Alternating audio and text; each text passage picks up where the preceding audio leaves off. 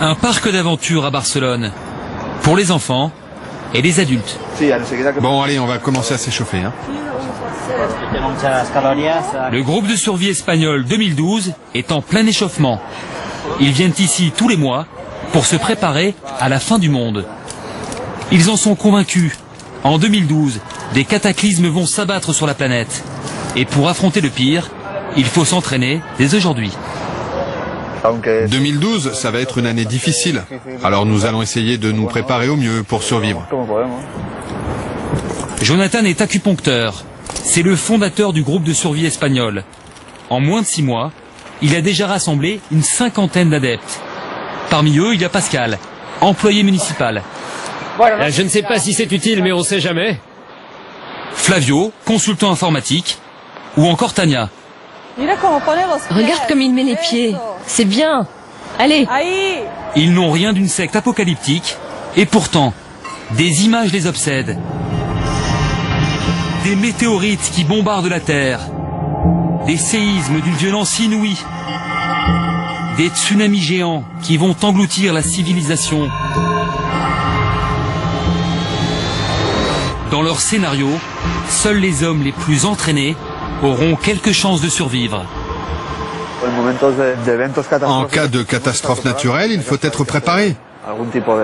Savoir faire un rappel pour évacuer les gens, porter secours aux compagnons qui en auront besoin. Sur le modèle espagnol, des groupes de survie 2012 sont en train de s'organiser aux Pays-Bas, aux États-Unis ou en Australie. 2012. Pour nous, c'était juste une super production américaine, un carton au box-office mondial. Plus de 200 millions de spectateurs. Un film catastrophe, inspiré d'une prédiction des Indiens mayas. D'après leur calendrier sacré, d'ici 2 ans, notre planète sera plongée dans le chaos. Une prophétie qui inspire aussi Internet. Contre toutes les évidences scientifiques, les sites pullulent. Et si les Mayas avaient raison? Entre Grand Guignol et dérives sectaires, aujourd'hui certains sont prêts à tout sacrifier pour 2012.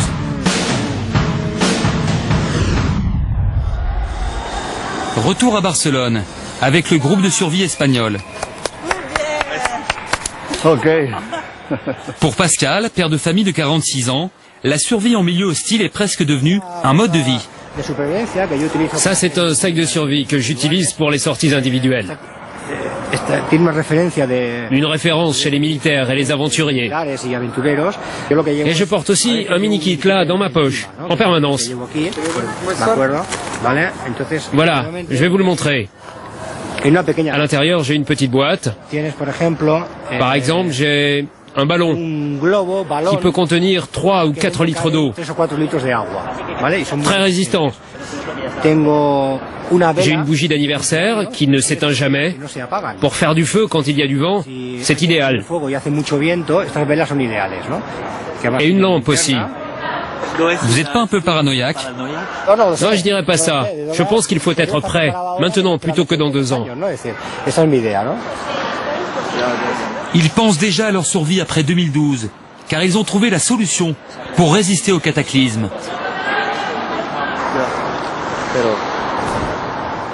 Dans son appartement de la banlieue de Barcelone, Jonathan, le président du groupe de survie, en est au choix des finitions. Pour le bunker en béton armé, dans lequel avec ses amis, il compte bien se réfugier en 2012.